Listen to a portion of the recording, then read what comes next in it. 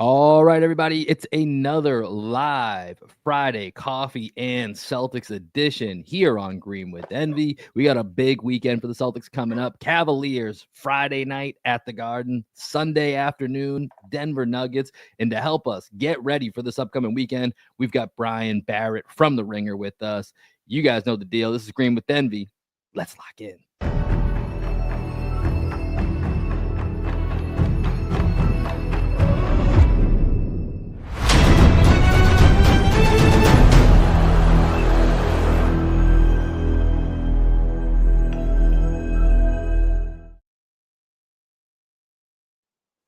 What up, what up, what up? Welcome into another edition of Green with Envy. It is a Friday live coffee and Celtics edition. We are live on YouTube, live on Twitter. So if you're joining us here today, please jump into the chat. And as always, this edition of Green with Envy is sponsored by Wood Island Media. Wood Island Media, a powerhouse production company for the past decade, specializing in celebrity, branded, and social content, based in Los Angeles, but roots in Boston. As always, this is your boy Will Weir checking in. How you doing? How you living? Joining me today, as he does each and every time, my best friend, co-host, and coach of the podcast, the one and only Greg Menegas. Greg, quick good morning to you here. And of course, we want to get our guest in here today for this edition of Coffee and Celtics, joining us from the Ringer Podcast Network, host of the Off the Pike podcast. But let's start with this just real quick here, Brian. Are you a coffee drinker? This is Coffee and Celtics. So I do have to ask about your coffee drinking or non-drinking habits. Let's talk about it.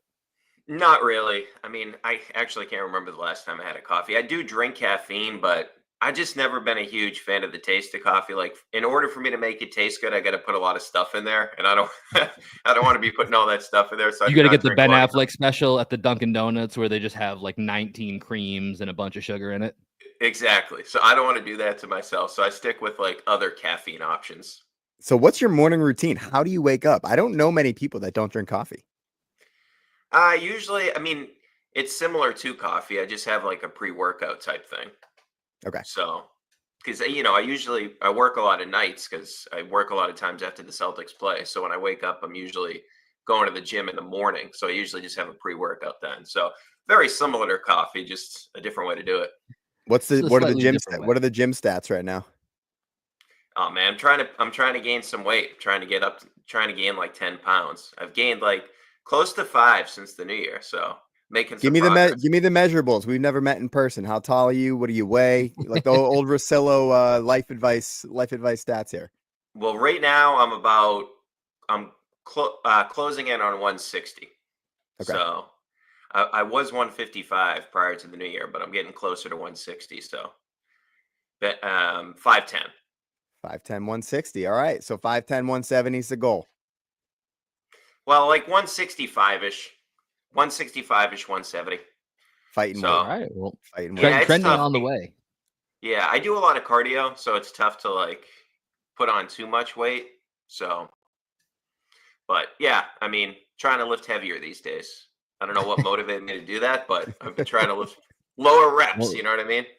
You know, like Greg said, you got the Rosillo resource in there, so you may want to go ahead and get some get some tips from him in there, see if he can help out with that game plan. But for today's episode, you mentioned it's a fun weekend coming up here. We got a lot that's going on, so what we're gonna do is we're gonna bring Brian into our typical most Fridays. We like to pass the rock, where we're going to go around the horn. In this case, kind of a 3-man weave. Shout out to the OG listeners that understand that reference.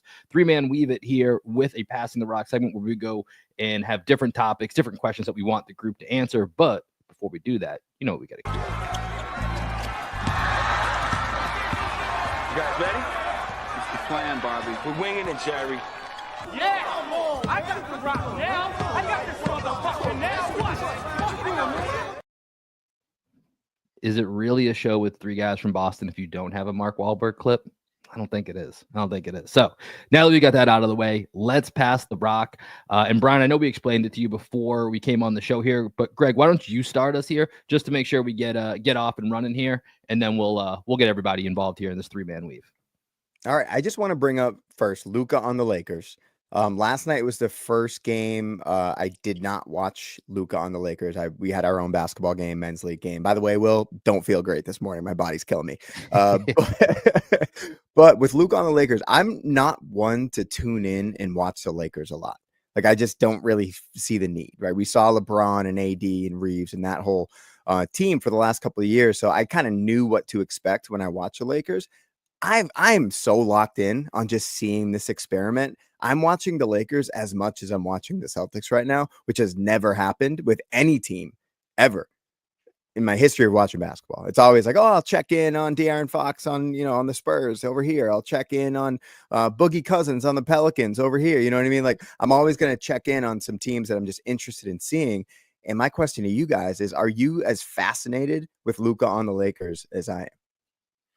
I would say more aggravated than fascinated because of how the deal went down. And I understand that they didn't want to get anybody else involved, but I was watching the game the other night. I watched parts of that game the other night. It was weird. Anthony Edwards got kicked out and he's getting technicals left and right. Not that they were going to win the game, but I was watching the Mavericks game. I cashed in on a parlay at the end of that game. So I watched that entire game. And it's just aggravating because even if you say, okay, they didn't want it to get out there and discuss it with other teams, and they really wanted Anthony Davis, although it appears they called other teams like Minnesota about Anthony Edwards. I was going to say, there was a report this morning that apparently they did try to get Anthony Edwards either first or around that same timeline. Right. And like Anthony Edwards would be one of the only guys you could justify the trade for, right? Anthony Edwards, Jason Tatum, not that the Celtics would ever do it, of course, but like Giannis, I mean, even Giannis would be tough based on the age. But the thing that stuck out to me in that game was, how come they didn't ask for Austin Reeves? Like, Austin Reeves is a really good player, and I'm watching the Mavericks, and it's like, okay, yeah, all their centers are out, right? Anthony Davis is out, Gafford is out, Likely is out, but Kyrie's like their only guy that can dribble. Like, yeah, Spencer Dinwiddie a little bit off the bench. Like, I understand that you wanted size and defense. I'm not defending the move whatsoever, but how did you not think that maybe you needed another ball handler, another creator? Kyrie has to do everything for that team offensively, and the fact that the Lakers got a guy in what is 25-year-old season, even though I understand that he looked bad in the finals, but this guy's one of the best offensive players in the league. And you got him for a 31-year-old that's injured all the time and pretty much nothing else, right? Max Christie, who's actually a good player, but it doesn't justify the Luka trade. So when I watch it, I'm more aggravated because, look, I still think they're going to have problems defensively in the postseason. But if they're in a game with 5 minutes left and it's close, it's really difficult to see a team beating them because they have two guys that are supercomputers from an offensive perspective. Yeah, I think the most fascinating part, and I didn't watch a game last night like you, Greg, but I did actually, that was one of the things I did this morning was watch the highlights of that game and kind of comb through the box score. And I've checked in on them. I'm probably still more in the, like, I'll check in on them. I'm not as locked in as I have been at times with other teams outside of the Celtics, but it does feel like LeBron is rejuvenated. I think that's like one of the things, and maybe that would have happened anyways if Anthony Davis was still there. LeBron took like a week off of the season earlier, and then over the All-Star break, basically just said, "Yeah, Adam Silver, good luck getting me to play in this game," and just decided to kind of boycott without actually physically boycotting the entire weekend. And so maybe this version of LeBron was coming even with AD, but I think that's the one thing since the All-Star break, they've won 4 straight. They're one of the hotter teams over the last, 15 games or so in the NBA, is that LeBron is, I don't want to say he's LeBron, right? He's morphing just back into this prime LeBron that still exists on certain nights despite being 40, which is just insane. And like, he has like a 33-17 game last night. Like, that's crazy for a guy his age. Curry drops 56. Like, what a night for the old guard. Well, and here's the thing. Those are the 2 hottest teams in the West right now. 4-game win streak for the Lakers, 5-game win streak for the Warriors. And so, like, I think to your point, I'm more fascinated with just like, I had up to this point, like a week or 2 weeks ago, it was very clear and defined to me. It was Cavs, Celtics, Thunder are kind of the top. And I still think that's probably the case. But that tier right below, like, the Knicks kind of have played themselves out of that tier, to be honest, with this last week. Like, it's hard for me to really make a case that they're in that next tier. They're probably even the top of that next tier below. But it's, the Nuggets have been right there, who the Celtics will see on Sunday. And I think it might be the Lakers and the Warriors that are the other two teams that are in like that next level down. And that certainly would not be something I would have said 2 weeks ago or a week before the All-Star break, right? But the way things are trending, I think that's the fascinating part to me, is that those teams I'm now kind of like keeping an eye on as, for the Celtics, I really think it's just between them and the Cavs in the East, barring health issues. Like it's hard for me to envision a scenario where someone is representing the Eastern Conference in the NBA Finals right now that is not the Celtics and Cavaliers. Whereas out West, yes, I would very strongly put money on the Thunder being that team, but they're still super young. Still questions about Jalen Williams and Chet Holmgren when it gets to the playoffs. When you get in the 7-game series, can they be that number 2 scorer? The defense will be there, but I think offense is going to be the question. And so then you have Jokic, LeBron, and Curry that are all just kind of stalking around this young team as can they make one more run. And so I think more so than even just the LeBron, and I got to include Luka in that too now. Like I nearly forgot Luka in the naming of all these superstar players that are stalking around. And like to me, that's the fascinating part, is like this group of aging, and Jimmy Butler, of course, being in Golden State now too, this group of superstars that are one level below the Thunder. I think that's more my highest level of fascination, is that group behind that are chasing the Thunder now, that I think is now slightly different than what I thought it was a week or two ago. Yeah, Brian, what are your tiers right now with contenders, pretenders, and all that? So I'm with you in the East. I just, watching these Knicks games, you can't put them in the same category as the Celtics. Quite frankly, in a playoff series, and maybe it's just because of last season, I'd be more scared against Indiana than I would the Knicks, just because I think their half-court offense, it was tough for the Celtics to defend. Like, they had the best offensive rating against the Celtics in the playoffs. I still ultimately think the Celtics would win. But yeah, it's them and the Cavaliers. And then in the Western Conference, I'm with you guys. Like, OKC should be the favorite, but that's a really young team. You mentioned Jalen Williams, and Jalen Williams, you look at some of his numbers, he's in like the 57th percentile as a pick and roll ball handler, 48th percentile as an isolation player. His shooting is not good. His 2-point shooting has not been good. His 3-point shooting has really fallen off. So you need another guy that can create buckets, and Shea's the only one. So that's the thing that's like, when I look at the Thunder, I still think that they're a great team, and the defense is obviously awesome, although let's see it in a playoff setting, right? Because Minnesota last year was the best defense, right? And then we saw what happened to them against Dallas. That's why I still think the Celtics last year had the best defense, because of the versatility. So in the Western Conference, I really think it's open. Like, I think that Golden State, I do worry a little bit about their size, their rim protection, although Draymond makes up for a lot of that.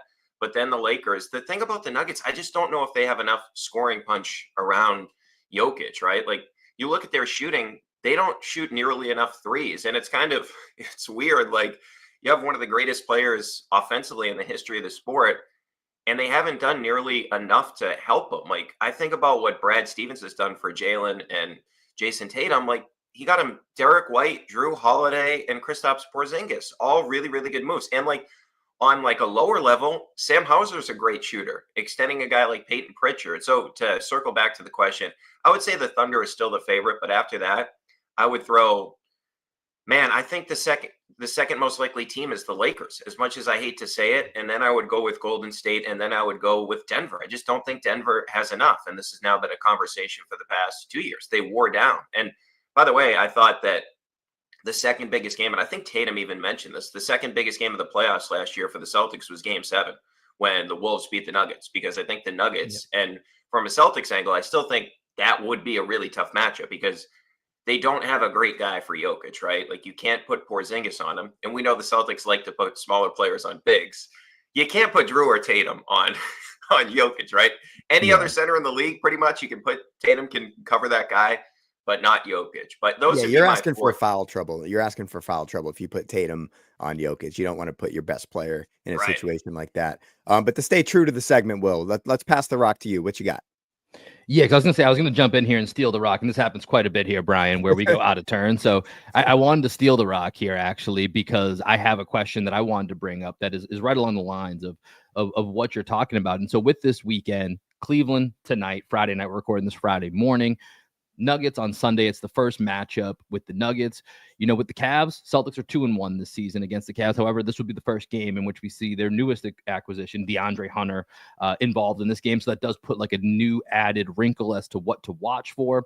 And then on Sunday, like you mentioned, Brian, the Nuggets last year were kind of the one thing looming over the Celtics run where it's like, man, I just don't know if we can beat the Nuggets because we played two really great games against the Nuggets where at the end of the day, they just had Nikola Jokic and we didn't, was kind of the storyline. You could pick it apart other ways. I know there was some clutch time or some crunch time things that people broke down. Greg and I spent, I think, an entire episode, the game in Denver, where we were like, guys, stop. Like, we got great shots. We happened to miss them. Like, it was just, it ended up being they had Jokic. We didn't. So I am curious, looking at this weekend here, Brian, which of these two games are you more excited for? Because looking at Wednesday's loss to the Pistons, Greg and I talked about it last weekend. We kind of circled that as like, listen, that's going to be the Super Bowl for the Pistons. The Celtics have the Cavs and Nuggets coming up. They're on a back-to-back. Like, that's a game that I just like it's screamed that was a schedule loss for the Celtics based on, some of the other factors from this year, but they've been playing really great basketball over the last 15, 16 games. So I think this weekend I'm looking at Cavs Nuggets as, one of the last, not the last, there's still plenty of season left, but this is like a playoff preparation weekend. Which of these games are you more excited for?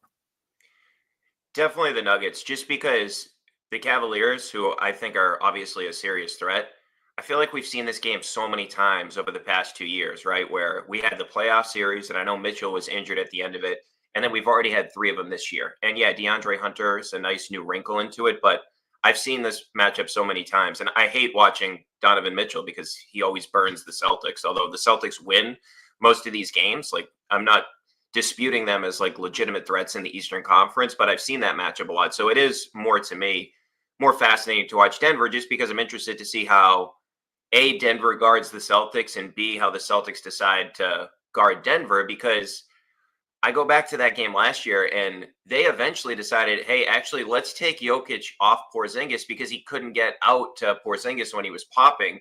So they tried to hide him on Drew, and it took them so long to finally get to Drew. And then remember, at the end of that game, Drew knocked down a couple of threes. And look, Drew's not shooting the three well this year. I would imagine they have that same type of coverage. So how did the Celtics sort of react to that? I would be interested to see how the Celtics play offensively against that Nuggets team, because the Nuggets do have guys you can attack. And then on the flip side, what are they throwing at Jokic? Because, I mean, the Lakers did it in that Saturday night game where they were like almost doubling him before he even caught the ball. And obviously they were frazzled. I think if Jokic played the Lakers again, he'd be ready for that. That's why I was kind of questioning, like, this is a great wrinkle, but why wouldn't you save this for a potential game 1 in the playoffs, right? And then you win a game, you steal a game. But yeah, it's definitely the Nuggets for me. And I want to see the matchups, like, who do the Celtics put on Murray? Is it going to be Drew or is it going to be Jalen? And obviously Jalen's been dealing with this leg contusion, but Jalen's been getting a lot of those matchups. So I'm fascinated to watch the Nuggets game and like how they handle Tatum, because Tatum had one really bad game against them last year where he had 15 points. He did have a chance at the end of the game to win it. And Jalen had one awesome game where he went for 41, and then he had a game where he didn't play particularly well. So I'm interested to see that side of the things too. Yeah, I think the Lakers game against the Nuggets, what was interesting to your point about, like, do you save that for the playoffs or do you just see like proof of concept? We need to see that we can actually do this against Jokic. They did it for 48 minutes though. Maybe like you just roll that out for a quarter just to see if it works and come back to it later. And with the Celtics, because basically to your point about they're double teaming before he gets the ball. Anytime Jokic was going through the lane, the big thing was he was getting a body, right? So somebody else besides the guy that was guarding him was kind of checking him and putting chest to chest with Jokic, so he couldn't get to his spots easily. And if you can force him 2 feet out away from where he wants the ball, maybe you can change the geometry of the court, right? And I think with the Celtics, they have the personnel to some degree to do that. But if you look at that Lakers team, man, they have a lot of big bodies on that team. Luka's a big body. LeBron's a big body. Hachimura is a big body. Like, they have all these dudes that are kind of just beefier than I think what the Celtics can throw out there. So I think the Celtics have the size, right? With Porzingis, they've got Cornet, which I'd love to kind of get your thoughts on Luke's play of late. I think Luke is the guy that I'm just interested to see if they're like, you know what, let's put Kornet on Jokic just to see what happens. Like, we haven't really seen that matchup too much in the past. They haven't trusted Luke in a big game like they have done this year, right? This is the first year it seems like Joe Mazzulla is looking at Luke Kornet as a real part of his 8 to 9 man rotation and someone who might not get cut out of a deep playoff rotation, right? So personally, that's what I want to see in this game is like, if Luke is healthy, if Luke is playing, will we actually get to see some Kornet on Jokic, or at least because of how much they're leaning into that double big of late, like, do we see extra length coming with the double team, much like they did with Rob Williams in the past, right? When Jokic would get the ball, or Embiid would get the ball, like these big guys, you would send the double with length, high hands with length. So that's what I'm interested in. Yeah, we'll see on Kornet. I know he's missed the last 2 games, and I was just looking at the injury report as you were talking there. He's listed as questionable again for a personal reason. So hopefully everything's all right with the Kornet family. But yeah, I'd like to see Kornet in that game. I think Kornet's just been awesome. Like, some of the outlying numbers on him this season are absolutely ridiculous. Like, the offensive rebounding percentage with him on the court, the 2-man game with him and Tatum, like, he's got to be one of the best screeners in the league. And I love when he's on the court with Tatum because they just know exactly what they want to do.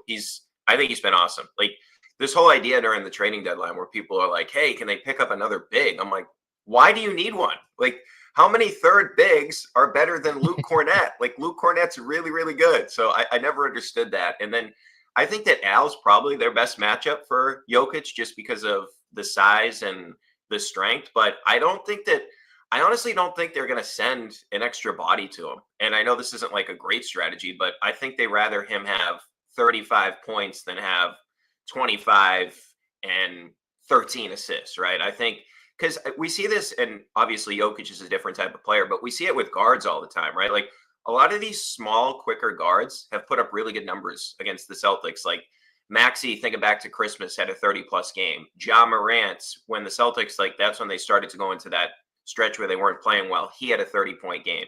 Mitchell's had a bunch of 30-point games. Levine had a 30-point game. They don't overreact to that, right? Like, a lot of these games, the Celtics still end up winning because they're fine with, like, a lot of times it'll be Al switching out on a guard. So I think they'll do the same thing with Jokic. I think because in that sense, they're saying, all right, we're going to trade. And obviously Jokic can hit threes, but we're trading a lot of 2s for 3s. So I don't see them like sending extra bodies to. I'm not saying they'll never do it, but I think they're one of the teams that would rather just, not that they can do it well, because nobody can cover them one-on-one well, but I think they'll go in that direction more so than try to, like, because you can't really trick him, right? He's going to see where the double team's coming from. It's not Embiid, where Embiid would be like, he doesn't know where the double's coming from, right? Like, Jokic is going to know. Yeah, he's a computer. He'll solve that pretty quickly. And so I think we're all in agreement here. I do think the Nuggets matchup is the more fascinating matchup for all the reasons that you guys laid out. And then, just one thing to add to that is Brian, you talked about, like, do they have enough, shooting? And you look at last night, they played the Bucks, and their biggest shooter is Michael Porter Jr., right? He went 2 of 11. That was basically the reason they lost that game, is that they don't have a lot of shooting. And when their best shooter goes 2 for 11, it's going to be, really tough for them to win. And that's the contrast of styles between the Celtics and Nuggets will be fascinating. The best 2-point team in the league in the Denver Nuggets versus the number 1 3-pointer made team in the league in the Boston Celtics. And it's a pretty big gap here between the Celtics making 17.8 threes per game versus just 11.9 for the Nuggets, which is 3rd lowest in the entire NBA. But they also lead the NBA with a 50% field goal percentage because they should take and make so many 2s based off Nikola Jokic. So I'm with you guys. That is definitely the more interesting matchup out of these 2 big matchups. Brian, let's get you the rock here. What's something that you want to bring to the table here?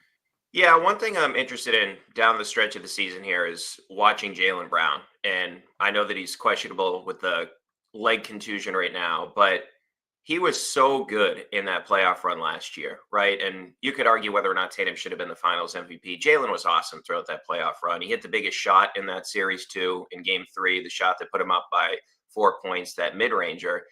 And as we all know, I mean, it's been talked about a lot with Drew this year. I'm surprised teams haven't left Drew more often like Memphis did. But with Jaylen in particular, all his shooting numbers are down, right? His 2-point shooting was over 57%. It's around 53%. His 3-point shooting is around 31%. Not that he was good there last year. But a couple of things like I look at for the second, like his post up numbers are much better this season. So I wonder if they lean into that. But the 2 games prior to him going out with the injury, 18 points in the paint and 16 points in the paint. And I go back to last season and you look at him pre All-Star break, 11.2 points per game in the paint. And then you look at the post All-Star break, he was 13.7 points in the paint, which is a significant increase. It's 11th best in the NBA. So I wonder if this is something we see dial up again for Jalen, because he did it a lot in the playoffs too, right? I think about Indiana. He averaged 16 points per game in the paint in that particular series. And the theory I have, I'm not justifying his shooting being down. I think maybe part of it is he too jacked? Like he tried to get bigger? Like did that actually affect his shot a little He was bit? he was on the Brian Yeah. Barrett plan, trying to get yoked up. I wish I was that jacked, man. I mean, that would be unbelievable. Is some of it just like, all right, he's not having his best shooting season, whatever it may be in terms of the shooting. But this team has become so Tatum centric, way more than last year. And I think this started really in the NBA Finals, right? Like Tatum's almost up a full assist per game. He is the Celtics point guard now. Last year, Derek White was really the Celtics point guard during the regular season. Jason Tatum initiates all the offense. He's the one that brings the ball up the court almost all the time. And if he's not bringing it up the court, it's because he's about to screen for Derek White, right? So I think about this from Jalen's angle. It's like, okay, if Tatum's the point guard, I'm not involved in a lot of what the Celtics like to do since they've introduced this killer whale offense, right? Because they want to bring up a big, so it's going to be Porzingis or Al or Cornette screening because Tatum's going to go after a big man, or a smaller defender. So that means it's going to be Derek White setting the screen, because you're not going to bring, theoretically, the second best wing defender into that action, right?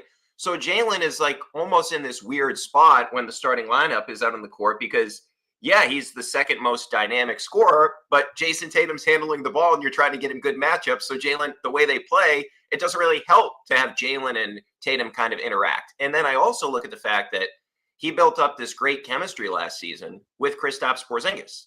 Porzingis misses the beginning of the season. So in those non-Tatum minutes to begin the year, he didn't have that guy, right? Like we know Tatum is going to work well with Cornette, and this is no disrespect to Al. Al is a different type of player than, of course, Kristaps Porzingis is. And so you look at it now, and since Porzingis has been back, him and Jalen have played 207 minutes without Tatum. They have a 121.5 offensive rating and a plus 13.3 net. If you look at all three, actually, they're in the negative. It's 0.1. The offensive rating is 116.5, which is still fine, but 121.5 with just Jalen and Kristaps Porzingis. And I look at those numbers, like the points and the paint numbers. Now, I know Porzingis missed a large portion of the postseason, but that's when they really were starting to click.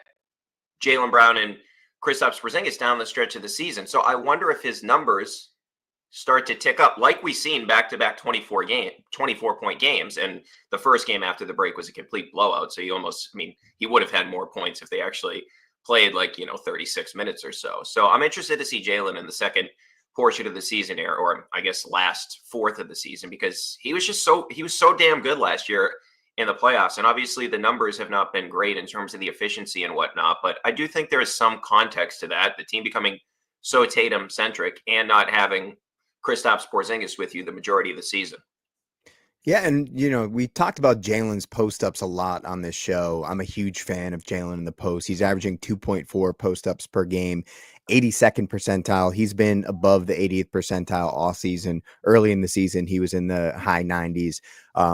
Foul rates, it's high. He's still getting to the line. He's almost a career high in free throws. He's actually 95% over his last 10 games from the line, 18 of his last 18 from the line, which is pretty impressive. And if you're going to play with Jaylen Brown out of the post, that's obviously a huge part of that, right? You need to have Jalen as a foul drawing machine and can be efficient from the line. And it looks better. The shot looks better. Like when you think about Jaylen Brown at the line, oftentimes it doesn't seem like he's trusting it. He misses short. Like I would say 80% of his free throws barely touch the rim. Like when he misses them, it's like, damn, dude, you gotta get over that mental hurdle. And I think he's getting to that point where with increased frequency in the post and just like the bully ball that he's able to play. And then, we brought up Indiana a few times. One of the things that Indiana did such a good job against the Celtics last year in the playoffs was running that low pick and roll, right? The pick and roll that was like underneath the foul line. And I think Jalen and Kristaps, if they put Jalen in the post and they run a low pick and roll with Kristaps coming over off like a wedge screen or something like that, and then they can get that little lob, or they get another advantageous matchup for Kristaps even deeper into the post and not just on the nail. I think they could do a lot of damage with that. So I hadn't looked at the Jalen and Kristaps numbers of late. So I appreciate you bringing those up, man. When I hear you bring up these stats, Brian, I'm like, what could this man do if he actually drank coffee? Like, you have all these stats ready to go. You have like freaking computer brain. If you drank coffee, maybe it would be maybe too much, but it's really impressive stuff. It'd be like Will, what are your thoughts? What was that? Bradley Cooper and like Limitless or whatever. Yeah. Just like and just start solving everything around us. Yeah, I mean, I think that Jalen, I've always said this about Jalen in all the discourse around the Jays is that he has the harder of the two jobs, right? Like being the second guy that needs to be ready to be the first guy, but only when it's time to be the first guy. Like, so Jalen always has to kind of be the one that has to figure it out. Whereas Tatum goes into every game, and even more so to your point, Brian, where it's been slightly more, it hasn't been full scale Harden, Luka heliocentric, but it has been a lot more. Jason Tatum's going to have, if Jason Tatum's out there, he's going to have the ball in his hand, or he's going to be the guy that like is everything running through it. It's less kind of my turn, your turn. Not that it was always that way, but at times in the Jay's timeline, it has been that. And so Jalen's always had to kind of figure that out. And so I think it has been a really interesting season for Jalen, where you mentioned a lot of the efficiencies, the shooting numbers, but then another side of it that has gotten a lot better is he's always been a 1-to-1 assist to turnover guy, right? And this year he's 2-to-1. Like, he's 4.7 assists to 2.7 turnovers. Like, that's a very big jump for Jaylen Brown, even if some of the other numbers are down, his playmaking going up, because he is now, you can look at Derek White or him, depending on who's on the court. They're the secondary playmakers, right? Like Drew Holiday has really been a much more reduced role this year. He's really kind of a 3-and-D guy, right? That's and the three has been, as you said, a little bit suspect at times this year, although minus the Pistons game has looked better since he's taken some time off. And so I think for Jalen, he's just always in like a really tough spot. And it's been a year where, when we looked at the All-Star break, Greg and I are both like, honestly, I probably wouldn't have said he was an all-star this year, but with so many injuries, like, good luck finding another front court player that you're going to put in over him.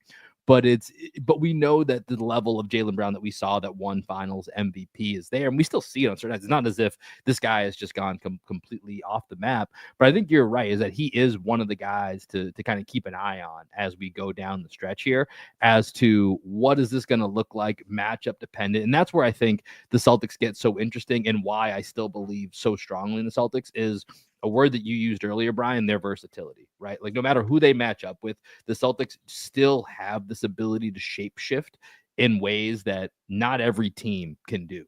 And I think that's part of what makes them so dynamic in any matchup you'd look to. And Jaylen Brown's a big part of that, because he can go into this bully ball mode. Because, like you said, is he going to be the one that's grabbing Jamal Murray on Sunday? Is he going to be the guy that's guarding him? Or, honestly, like, we were talking about the Jokic matchups, you don't want to get Jalen in foul trips like you wouldn't Tatum, but Jalen's the stronger of the two. Like, that is a potential that maybe we see a few minutes of Jalen is also getting a Jokic or a Giannis type matchup. And so that versatility that Jalen brings is the other side of it as well.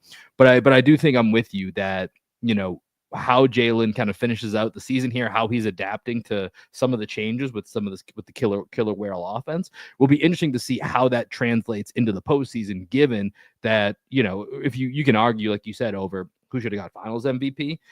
He got Eastern Conference Finals MVP. Like, he had an amazing postseason. That's enough that you need to say that. That's the story of Jaylen Brown last year. He had an amazing postseason. And so, I love that as a storyline to watch. Greg, let's go over to you here, man. What else you got for passing the rock? All right, I'm going to bring us to Brian's company, The Ringer. You guys released your top 100 NBA player rankings, which you don't vote on, right? No. Okay. Do you want that vote? I mean, yeah, sure, why not? Okay. So, It's earlier all like it's all the national NBA, all the national NBA writers, national NBA podcasters, and obviously Bill Rosillo, all those guys that have like national NBA yeah. pods all vote on it.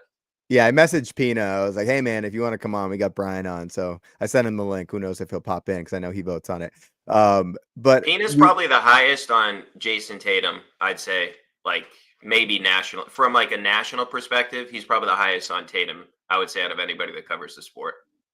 yeah, I mean, so what I wanted to bring up, Tatum over Luka right now. So I'm just going to read out the top 10 of the Ringer top 100 right now. So Jokic at 1, Shea at 2, Giannis at 3, Tatum at 4, Luka at 5, Curry at 6, LeBron at 7, Mitchell at 8, Edwards at 9, and then Wemby, because the Ringer loves Wemby, is at 10.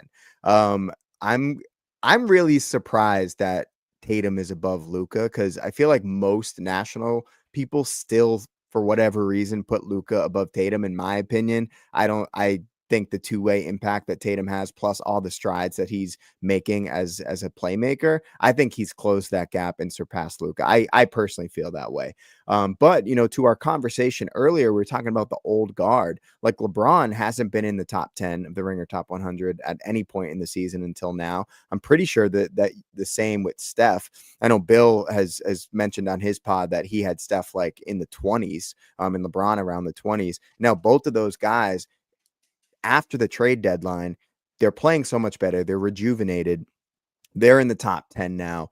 And I think this like reminds me of the Olympics when the games mattered, when the sample size gets smaller and smaller. Who are the guys that rise to the top there? Right. Because over 82 games, it's really tough for LeBron James to still do what he needs to do at 40 years old. Same thing with Steph Curry. But when you start to lock in the last 25 games of the season and into the playoffs, I think that old guard still has it. Unfortunately, like Kevin Durant's another guy, but the Suns probably aren't even going to make the playoffs. So those are the guys that are kind of standing out to me. So a couple things I'm going to ask you, Will. What are your thoughts on Curry and LeBron being in the top 10? And what are your thoughts on Tatum being above Luka?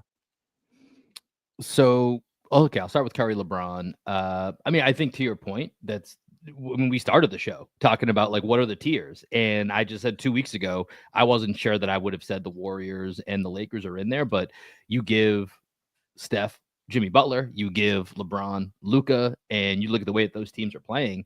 And, I don't know when the Ringer voted on this or like, how much of a sample size they have, because it is still a small sample size of those guys being added to those teams in the way that they're playing. But I have no problem with it. Like, I think them being in the top 10 somewhere, like those guys have to be respected. Now, to your point, Greg, of like the smaller, like amount of time, the smaller sample size, they can kind of rise to the top. The NBA playoffs are long, right? That's the part where I still catch myself being like, yes, if we just vacuum it up and it's a game 7, sure, I'm scared to death of Steph and LeBron. But it's when you get to game 4 of the second or third round, and now we're 2-3 weeks into really intense basketball, which, just like in baseball, like there's different levels to this when there's an innings for a pitcher, right? Like there's high stress innings and then there's low stress innings, and everything when you get to the NBA playoffs, even if you've been there, done that, and can kind of pace yourself at times, like it's high stress, it's high volume, it's, 40 minutes is really like 48 minutes, right? Like you got to add a multiplier to it. So that's the part where, we'll see. I respect them both. And so that's why they got to be in that next tier down. But I think them being in the top 10 still makes sense. I mean, shit, came on this talk about Steph scored 56 points last night and LeBron had 33, 17, and 6. Like, yeah, those guys, they deserve to be respected. On the Jason Tatum angle, I think this was kind of interesting for me because much like you, Greg, one thing that I think gets frustrating from hearing Jason Tatum discourse talked about, from a national point of view, is what I've kind of settled on is I don't think he's underrated. I think just about everybody has him in the top 5, but I think he's underappreciated. So he's not underrated, but he is underappreciated. And I think even him just being listed ahead of Luka, like, gives me a little bit of joy because, like, to your point, I got, especially watching the finals last year, that's when I was like, listen, I get why people are going to say Luka, but when you look at the gap on offense, Tatum's closed that. When you look at the gap on defense, Tatum's widened that. And so to me, that's the biggest difference of why I would go Tatum over Luka. And I'm surprised that given, consume a lot of Ringer content over there, Brian, very surprised to see that Tatum made the leap over Luka. And then I think when you look at that top four with SGA, Giannis, and Jokic, I probably still have it Jokic, Giannis as like my top two guys in the league. And then I'm kind of, I'm biased, so I would take JT over SGA. I think those two to me, if you're just from, the standpoint of who would you out of these superstars build a team around, I think SGA and Tatum are the easy answers because they're so versatile on both sides of the ball. Unlike all the other guys you can find, Giannis can't shoot. Jokic's defense it's fine. It's not great. Luka, really bad on defense at times. Like you can find different things, like how you can build around those teams. Like SGA and Tatum, to me, those are the guys that if you had to pick someone that's easy if you were to be a GM and try to build around, as long as you're not Nico Harrison, like you could probably find a way to do it. And it'd be really hard to mess it up because you can put almost any archetype of player next to them. So I'm thrilled to see Jason Tatum up at number 4. I think 3-4 is kind of where he lives in my mind, kind of a toss up with him and SGA as to depending on your flavor, what you want to go with. But I love seeing him get the respect of getting above Luka, but I am definitely surprised by it. Did it catch you off guard, Brian, or were you not surprised to see Tatum crack one level above Luka here? No, I'm not surprised because Luka for him did not have a great start to the season. Like it's probably his worst year for I don't know, the past 3-4 years, right? He's been first team All NBA, I think, 5 years in a row. And he came out of the gates and he wasn't very efficient. He came into camp and obviously he wasn't in particularly great shape. Too much beer and hookah. Yeah. So I think that's why Tatum passed him.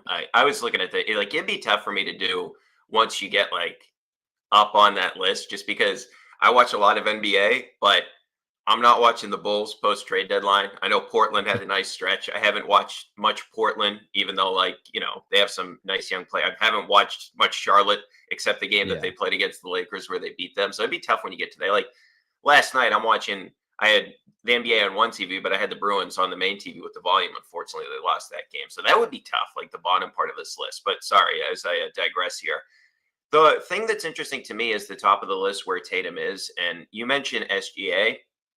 And look, I get that SGA is the more efficient scorer in all this, but he's probably the 4th best defender in the starting lineup, maybe their 5th or 6th best defender on the team, right? Obviously, Jalen Williams is a better defender. Dort's a better defender. Chet's a better defender. Caruso coming off the bench is a better defender. Hartenstein's a more important defender. And this isn't to criticize Shea, and he's still fine defensively. He's not a guard that gets exposed a lot and he gets a lot of steals, but he was up there and I think he was 5th in the defensive player of the year voting. One of the polls I saw recently, I'm how is that possible when you look at that Thunder team? But what I don't understand is how it's always a given for nationally that SGA is better than Tatum, because first of all, he's not held to the same standard that Tatum is, right?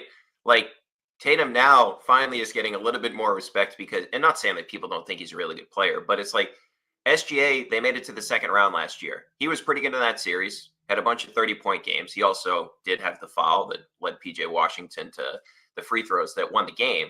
But Tatum has gone into Milwaukee and had 46 in a game. Tatum has had over 50 in game 7 against Philadelphia, having triple doubles in the postseason, right? So he's had all these accomplishments. Yet because SGA is a better shooter than Tatum, he's just above him on this list. And I think that's sort of why Tatum maybe isn't in that conversation sometimes. It's just because his stuff's not under the radar, but it's less appreciated because it's his versatility, right? I know we brought up the finals earlier, but maybe Giannis is the only other guy that could have possibly have done what Tatum did in the playoffs last year, where Tatum guarded the center and he played point guard on the other side. And I don't think Giannis is as good as Giannis gets assists, but I don't think he's as good of a passer as Tatum is. A lot of Giannis's stuff is just because he's bowling into the paint and guys are wide open. These are pretty easy reads. And the one other thing, when you look at Giannis, I think that I would have Tatum in front of Giannis right now too, just because of Giannis. First of all, he's an injury question now. Last 2 playoffs, didn't play last year. And the year before that against, who was it, Miami, he got hurt, tried to come back, going back. So this is 2 years where he's been injured. So as great as he is, like the durability now has to be an issue. The one other thing about Giannis compared to Tatum, and I know Giannis was a defensive player of the year, we've never seen Giannis be the guy that said, okay, go cover Jimmy Butler or go cover Kevin Durant. He's never done that, right?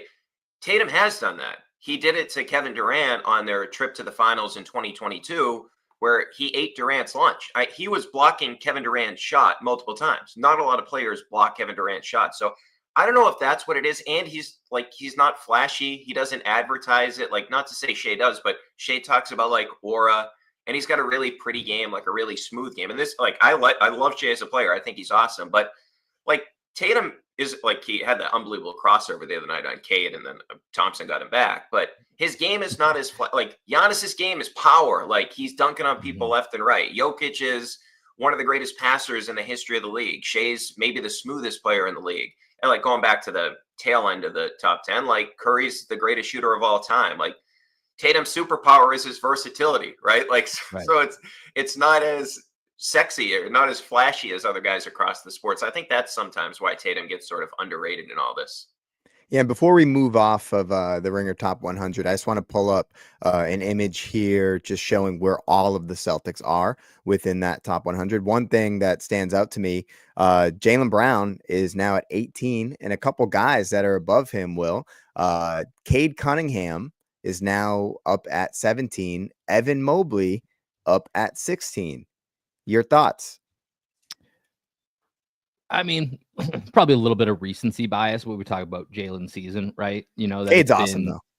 No, Cade's unreal. I love Cade. Greg and I watched so the Spurs were playing their I-35 series here in Austin last week or 2 weeks ago. I can't remember now. Last week, yeah. And we went and saw the Pistons play in person right before this past week, and it was kind of like our own little scouting report trip that we did. And you know, Cade is awesome. I've loved Cade. He just hasn't had a good situation until this year. They got a few adults. They let the kids kind of mix the kids and the adults, and look what happened. They're knocking on the door of a 4 seed right now, which is really, really impressive.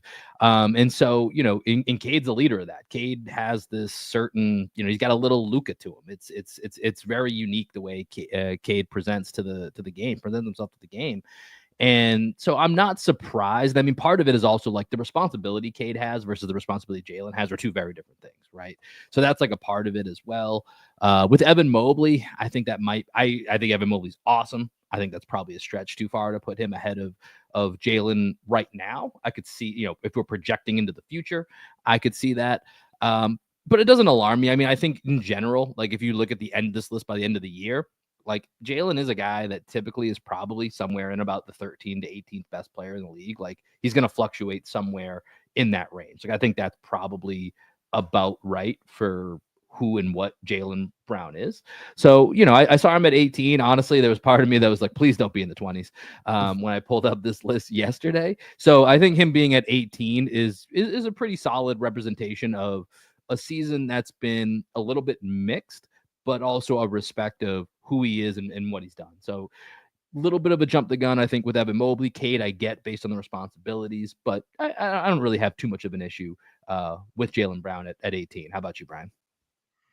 No, I think it's fair just based on the season that he's had, right? I think you could make an argument that Mobley's the best player on the Cavaliers, or at least they need him to be the best player in order to get to where they want to go, which is through the Celtics, because of like now he may be the defensive player of the year that Wemby's out. And I guess it's probably going to be, I haven't looked at the odds, but it's probably going to be between him.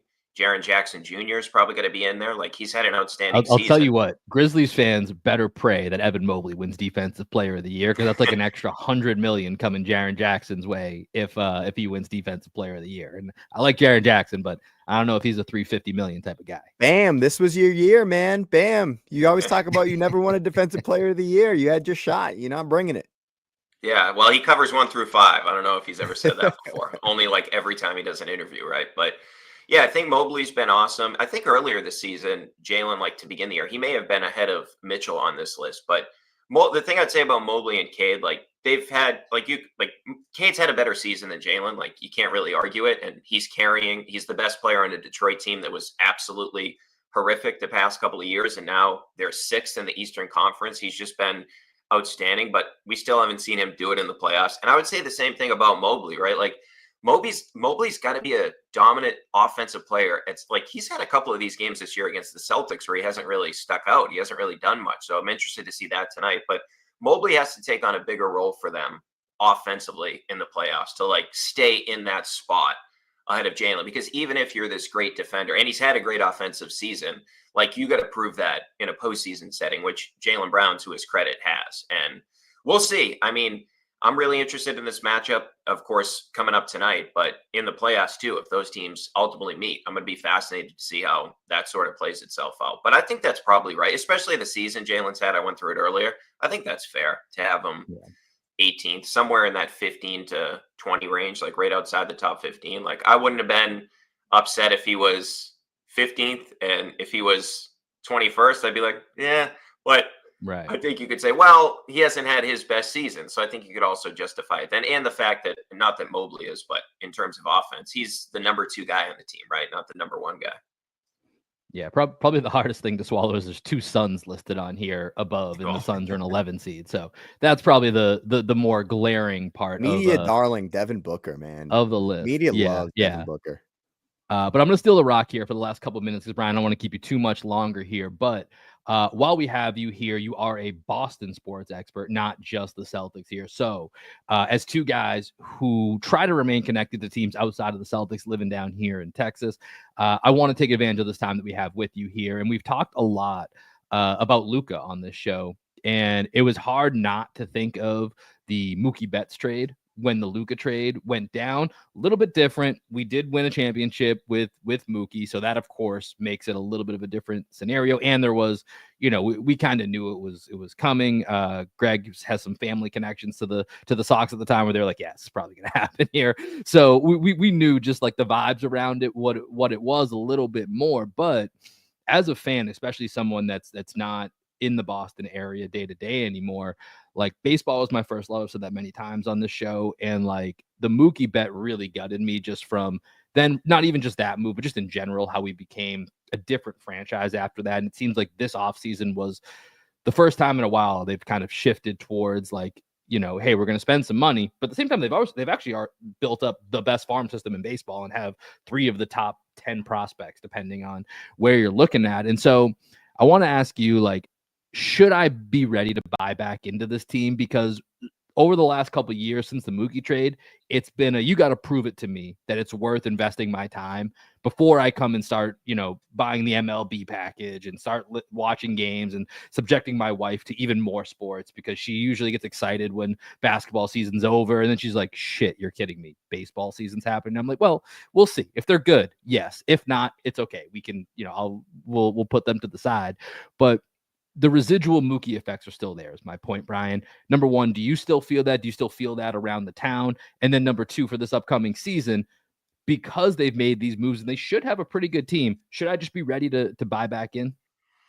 Yeah, so the first point on Mookie, I don't think fans are ever going to get over that, just because it's really that would be like tough, man.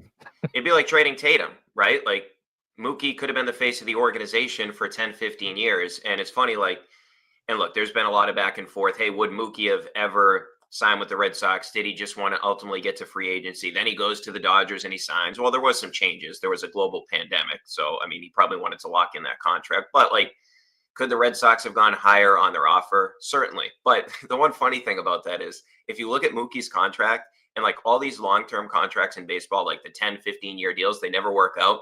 Mookie may actually be the guy that, like, goes against that trend because of the physical shape that he keeps himself in. And the guy that they gave that money to and they bet on is a guy that is legitimately one of the worst defensive players in the sport in Rafael Devers. And there's all this drama. So it's kind of funny. Like, they didn't want to give out the long-term contract to Mookie. Rafi sort of benefited from that, and the whole Bogart situation too, how that sort of ended where he was upset with the organization. Not to say that you would ever give him the deal that San Diego did, but there was a chance you could have got him signed prior to that. So it is kind of funny that Mookie's contract right now, like, it looks like an absolute, and it's crazy to say this for a guy that's making as much money as he is, but it kind of looks like a bargain. Like, if you look at it in the context of the sport, you look at what Soto got, etc. So that's the first part. But I do think now there is optimism with the fan base. And partially to what you said is, okay, they have an unbelievable farm system. Campbell if I'm predicting right now, he's going to win the second base job out of camp, and that's when Rafael Devers is going to move to DH. So you have Campbell, who's not even your top prospect. Roman Anthony is an absolute stud. He was the number one prospect in the game before Sasaki got signed by the Dodgers. And then there's Marcelo Meyer, who's eventually going to be up. I don't know when. He's kind of blocked positional wise. But the Red Sox actually did what they told us they were going to do for the first time in a while. It was none of these cute things like, oh, let's take a shot on James Paxton, right? Let's see if Tyler O'Neill can stay healthy for a season. It was, and it took a while to do it. We need a right-handed bat. Let's go get Alex Bregman. And they actually got the guy. And yes, they overpaid him in terms of an annual average salary, but who cares if you did it? You got the player. And then the second thing is they desperately needed starting pitching. And they got the guy that I didn't think they were going to be able to get. I thought he was the best guy available in Garrett Crochet based on his age. He's entering his 25-year-old season, right? This guy isn't Blake Snell and he's not Max Fried and Corbin Burns. Those guys are in their 30s. You got a guy that is in his prime. Now we'll see if they can get that done. But offensively, this team is going to be really good. When you have Devers, you have Casas, you have Bregman. We'll see what you get from Campbell. Duran was top 10 in both Baseball Reference WAR and Fangraphs WAR last season. He was unbelievable for this team. And now you have like a legitimate deep pitching staff, even though you're dealing with some injuries, the Cutter Crawfords of the world, who's at the back end. But I think the optimism is fair. And the other thing, you look at the American League, it's not really good. Like, okay, the Yankees still have most of their team, but they lost Soto. They added Fried. They added some old guys, the Goldschmidts, and Bellinger's not that old, but he wasn't great last season. But there's not a lot of, I guess Texas is kind of like a wild card just because they do have a lot of talent, but they didn't stay healthy after winning the World Series. But I'd be shocked if they don't make the playoffs based on the roster they have. I mean, they're too good. And their bullpen's even really good. They could have added another arm, but you bring in Chapman. Slayton's really good. Whitlock's going to be in the bullpen now coming back from his injury. Like, we'll see what Hendricks can do coming off an injury as well. But I think that this team is super talented. And the thing that they hadn't had for years is there's reinforcements, right? Like, the number one prospect in baseball may be coming up at some point this season. Heck, he may make the team out of camp, but you get the point. It's like you can get better internally throughout the season, which that has never been the case with this team. Dude, you got me pumped. I might actually tune in. Hey, is there a way to watch baseball where you just like cut out all the pauses in between pitches, like on MLB Package? Can you just like watch all of the action and condense? You're talking about like how they have like the 20 minutes? only offensive possessions for League Pass? Because I don't have time. I don't have 3 hours every day to watch the Red Sox with the 8-month-old baby at home. So is there a way? Do you know? Well, Nesson always runs like after the game, Sox and 2. Sox and 2. Yep. Shout out to Nesson. Okay. Yeah. I mean, I didn't know 80% of the names that you just threw out there. That's how like tuned out I've been on the Red Sox, but I'm excited. I really, to Will's point earlier about baseball being first love, same with me. I was such a big Red Sox fan. We, anytime they played Houston down here when we had that rivalry with them, we were going to all those games. We live here in Austin, Texas. So we were making that drive. My sister used to work for the Sox and her husband used to work for the Sox. So I was always such a big Red Sox fan. And I definitely want to get back into it. I want my son to like be a Red Sox fan and know what baseball is. My dad is such a big baseball guy. He ran the Dorchester Little League for 30 years, 35 years. So, I definitely want to get back into it. So aside from Bregman, what is Bregman and the pitcher, the 25-year-old, what's his name? Crochet. Yeah. Who would you say is the most underrated pickup this offseason? I guess Chapman would be the only other guy that they like. I was thinking of Walker Buehler too. I know that's a bit of a gamble, but I loved him probably 2-3 years ago in the postseason when I first was kind of aware of him. I know he's had some injuries, but I love the high upside that Buehler comes with as well. Yeah, I love the Buehler deal. I mean, my wish list was trade for Crochet and take a shot on Buehler, because if you look at Buehler's numbers last season, they're horrible. But he was coming off, it was his first full year back from TJ. And if you go to the playoffs against the Mets and the Yankees, he had 2 outstanding outings. And the reason I say throw it away is because like he finally was feeling his pitches again. Like he was feeling his slider, he was feeling his curveball, and he's on a 1-year contract, probably motivated to get one more deal. So I like that if he can pencil in sort of as that number 2 starter. That's probably the right answer, is bring in Walker Buehler. The thing about Crochet though is like people are worried about his durability. It's really been one injury. Like he had Tommy John last season prior to the first half of the season. This guy was number one among starters in WAR. He was number one in strikeout percentage. He finished the season number one in whiff rate, which is the amount of pitches guys actually miss when they swing at. So he had the nastiest stuff in the game. Like if you look at his numbers, they were very similar to Skubal, who won the Cy Young before. In the second half of the season, they put him on essentially an innings limit because he was coming off TJ. So this guy never pitched in the minors. Like he came up in during COVID and he pitched for the White Sox in the playoffs. So the fact that they were able to get this guy, and look, it cost you a lot, your last 2 first-round picks, but that's the beauty of where the Red Sox are at organizationally, where you didn't have to give up any of your top 3 prospects. You gave up 2 really good prospects, but not any of your top 3. My prediction is that Crochet, and I was more excited Sunday to watch him pitch than watch the Celtics play the Knicks, just because I knew what the result of the Celtics-Knicks was going to be. I knew they were going to blow him out. Crochet only pitched an inning and 2/3. But if you go back to when I was growing up, Pedro became like appointment television, right? Where everybody was like in front of their TV at 7 o'clock or 7:10, I should say, to see Pedro pitch. We didn't have that again until Chris Sale's first year here, right? Because as good as like John Lester was, John Lester's just like a bulldog, right? Like great pitcher, awesome in the 2013 run. But it's not like, hey, if I miss an inning of John Lester, I'm not like, upset about it. Sale was like, he's lanky, he's got the crossfire release, the limbs are everywhere, right? Like he was so exciting. And then of course injuries took, even last year he had a Cy Young season, then he got injured at the end, couldn't pitch in the playoffs. Crochet is like gonna be that type of guy. Like he's 6'6", 245.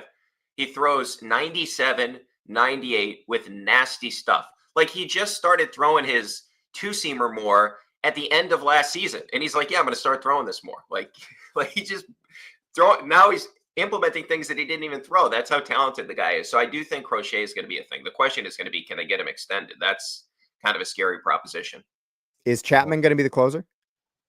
I don't think so. If my prediction would be that, because I think you want Chapman, because they really, like last year, they were really missing a matchup lefty. They had like Bernardino, but I think that they'd rather have Chapman available to face like a pocket of left-handed hitters. So my prediction would be like Kendricks has been a closer. So maybe Kendricks wins it out of camp. I think it's between Kendricks, Slayton, and Chapman. My guess would be they don't want it to be the lefty. So I'll lean Hendricks for now over Slayton, but Slayton's nasty. So I could see eventually Slayton getting that job as well. So yeah, guys, bullpen by committee. When has that ever gone wrong? That's never happened before. Closer by committee, never gone wrong before. But Brian, we've kept you longer than I intended to here, but it's such a great conversation with you, man, and we appreciate you joining us here. For those of you listening in, you can catch Brian's work off the Pike podcast, part of the Ringer Podcast Network. Do you have a regular schedule, or is it just kind of based upon what's happening? Let the people know what you guys are, what and when you guys are dropping. For now, during the regular season, we usually do Sunday, Tuesday, Thursday, but we're going to do an extra one tonight, Friday night, for the Celtics-Cavs game because it's a big game. And then once the playoffs tick up, we're basically, I think last year at one point we turned into like an everyday pod just because they were playing so often and there were so many storylines. Like we had media day, right? So we had to do a pod after media day because we were monitoring, hey, is Kyrie going to say something that is going to get the Celtics fans upset? So yeah, we dial it up when we get closer to the playoffs. And anytime there's like breaking news in the Boston sports scene, whether it's Patriots, Bruins, Celtics, or who did I miss? Celtics, Patriots, Bruins, Red Sox. Anytime there's breaking news. Not Revs breaking news, though. Maybe one day, Revs. Maybe one day. Yeah. That's Brian Barrett here of the Ringer Podcast. Appreciate you joining us here, Brian. That's going to do it for this episode here. As Brian mentioned, if you guys are looking for coverage after the game tonight, go check the Off the Pike podcast. For us here, we're over at Green with Envy. We'll be recording again live after the Celtics Nuggets game on Sunday. Early start time, 1 p.m. Eastern, 12 p.m. Central. So come catch us for that. We're also going to have a fun little White Lotus game that we're going to mix in there. So if that's not enough for you to tune in, I don't know what is. So make sure that you guys come join us here on Green with Envy, and make sure you guys are subscribed to us here on YouTube so you can watch this entire episode and all future episodes that we have going. Greg, any quick final thoughts here before we wrap this up and send the people out? Brian, if you need, I know you got a lot of time to fill. So if you need anyone to come in, talk Celtics, hit us up. We'd be happy to return the favor, my man. Appreciate it, fellas. All right, everybody. Enjoy your weekend. Go Celtics, and we will catch you guys on Sunday afternoon. Peace.